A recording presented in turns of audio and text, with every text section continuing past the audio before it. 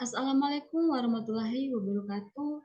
Shalom, Om Swastiastu, Namo Buddhaya, salam kebajikan, dan salam sejahtera untuk kita semua. Perkenalkan, saya Yuliana Siana Putri dengan NIM 220607014. Saya mahasiswa semester 5 program studi kimia, Fakultas Sains dan Teknik Universitas Nusa Cendana. Di sini saya akan menjelaskan karakteristik material menggunakan atom force microscopy. Baik, saya menjelaskan dari latar belakangnya. Teknologi yang berkembang saat ini banyak mengalami peningkatan yang dapat mempermudah segala aktivitas saat ini. Saat ingin melihat suatu daerah atau kota, bisa menggunakan Google Maps. Jika Google Maps dibuka dengan mode terrain, maka akan bisa melihat permukaan bumi dengan 3 dimensi. Kemudian, hal ini akan lebih mudah dalam hal memahami keadaan permukaan suatu daerah. Apakah permukaan daerah itu berupa daerah dataran tinggi ataukah daerah dataran rendah, akan terlihat dengan mode terrain karena dilihat dari 3 dimensi. Google Maps tersebut mendapatkan sinyal dari satelit yang dipasang di permukaan bumi sehingga dapat terhubung. Nah, begitu juga dengan Germ Binning, Kelvin V. Quaid, dan juga Christopher Gerber pada tahun 1986 menemukan atom force microscope ini yang merupakan pembaruan dari STM.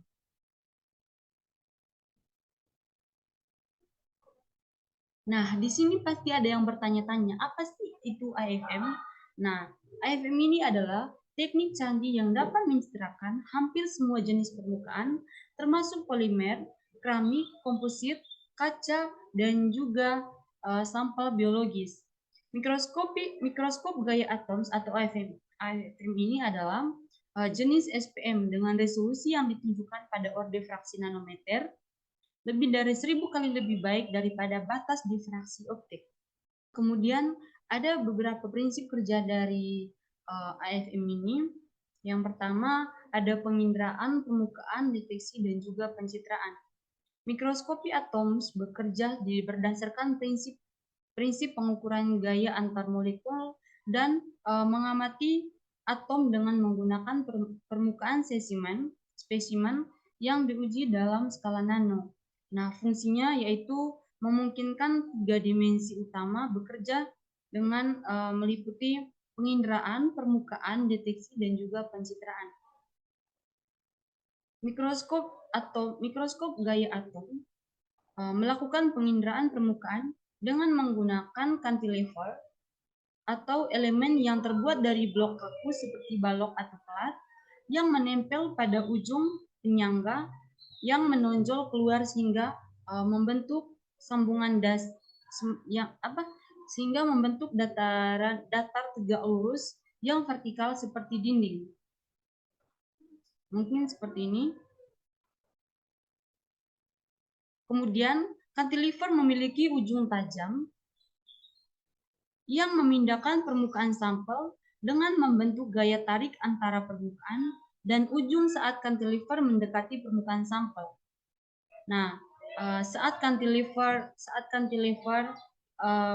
mendekati permukaan sampel ini, terjadi gaya tolak secara bertahap mengambil alih sehingga cantilever menjauh dari permukaan sampel. Baik, di sini saya menampilkan gambar dari atom force microscope itu sendiri. Bisa dilihat pada slide ini. Ini merupakan gambar dari atom force microscope. Nah, selanjutnya penggunaan dan aplikasi dari atom force microscope ini sendiri. Yang pertama, kegunaannya itu analisis permukaan menggunakan aplikasi topografi dan juga kekasaran, di mana topografi ini mempelajari bentuk permukaan material dengan resolusi yang sangat tinggi seperti melihat lekukan, tonjolan, dan cacat pada skala atom. Dan kekasaran ini untuk mengukur tingkat kekasaran permukaan yang mempengaruhi sifat seperti gesekan, adhesi, dan juga korosi.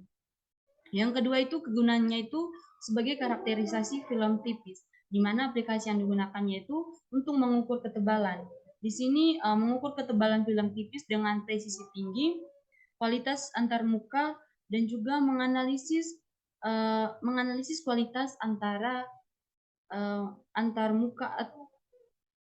antarmuka, film tipis, dan substrat.